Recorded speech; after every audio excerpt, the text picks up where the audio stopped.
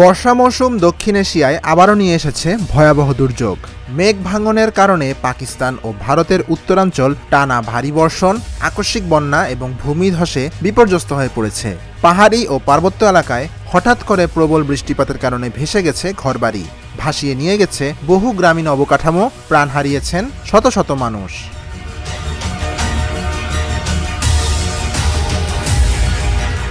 পাকিস্তানের উত্তরাঞ্চল ভয়াবহ বন্যা ও প্রবল বৃষ্টিতে বিপর্যস্ত। গত দুদিনে নিহতের সংখ্যা 350 ছাড়িয়েছে। নিখোঁজ রয়েছেন আরও অনেকে। সবচেয়ে বেশি প্রাণহানি ঘটেছে খাইবার পাখতুনখোয়া প্রদেশে। অঞ্চলটিতে নিহতের সংখ্যা 313 জনেরও অধিক। গিলগিট বালতিস্তান এবং আজাদ জম্মু ও কাশ্মীরে মৃত্যু হয়েছে আরও অন্তত 23 জনের। প্রাদেশিক দুর্যোগ ব্যবস্থাপনা কর্তৃপক্ষের তথ্যমতে কেবল কেপিতেই নিহতদের মধ্যে 263 জন পুরুষ, 29 জন নারী ও 21 জন শিশু রয়েছে।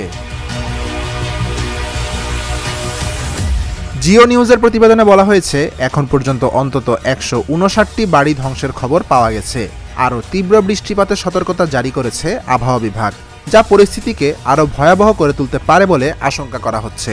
কেপির বুনার জেলার বেসন্ত্রী গ্রামে পরিস্থিতি সবচেয়ে মর্মান্তিক। আকস্মিক বন্যায় গ্রামটি সম্পূর্ণ ধ্বংস হয়ে গেছে। একটিও বাড়ি অক্ষত নেই। এত মানুষের মৃত্যুতে দাফনের জন্য যথেষ্ট লোক পাওয়া যায়নি।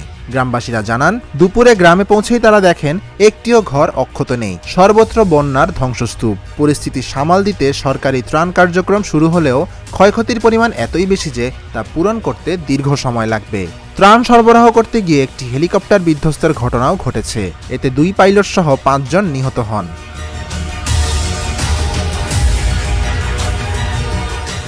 কিভাবে মেঘ ভাঙন এত ধ্বংস ঘটালো?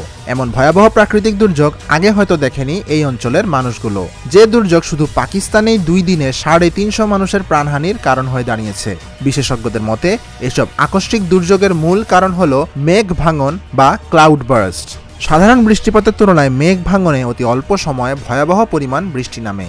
এই মেঘ ভাঙনের কারণেই হিমালয় থেকে কারাকোরাম পর্যন্ত বিস্তীর্ণ এলাকায় প্রবল বর্ষণ, আকস্মিক বন্যা ও ভূমিধসে পাকিস্তান ও ভারতের শত শত মানুষের প্রাণহানি ঘটেছে।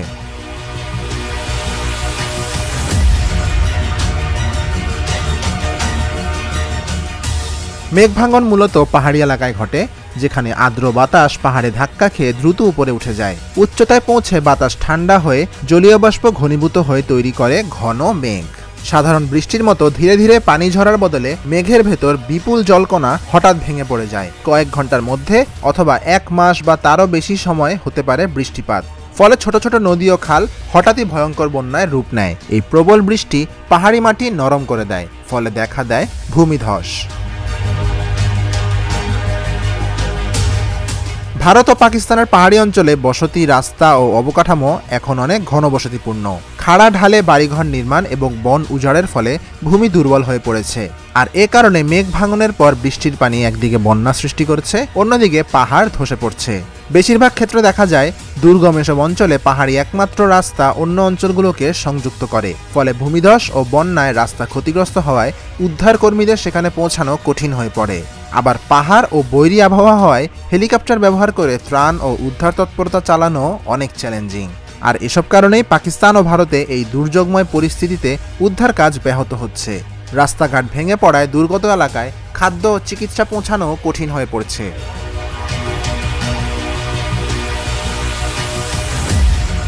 আবহাওয়াবিদরা বলছেন, জলবায়ু পরিবর্তনের কারণে এই অঞ্চলে মেঘ ভাঙনের ঘটনা ক্রমেই বেড়ে যাচ্ছে। বৈশ্বিক তাপমাত্রা বৃদ্ধির ফলে বাতাসে জলীয় বাষ্প জমার প্রবণতা বেশি হচ্ছে। ফলে অল্প সময় অস্বাভাবিক পরিমাণ বৃষ্টিপাত হচ্ছে। বরফ গলা পানি যোগ হয়ে আরও ভয়াবহ করে তুলছে হিমালয় ও কারাকোরাম অঞ্চলের পরিস্থিতি। বিশেষজ্ঞরা দীর্ঘদিন ধরে সতর্ক করে আসছেন, জলবায়ু পরিবর্তন পাকিস্তানের বর্ষাকে আরও অনিয়মিত, মেঘ বিস্ফোরণকে আরও হিংস্র এবং হিমবাহ গলে যাওয়াকে আরও ধ্বংসাত্মক করে তুলছে। যদিও কোনো প্রশাসন বা সরকার চাইলে বৃষ্টি থামাতে পারে না, তবুও বেশিরভাগ ট্র্যাজেডি মানুষের ব্যর্থতার কারণেই ঘটে। Dhaka journal news desk.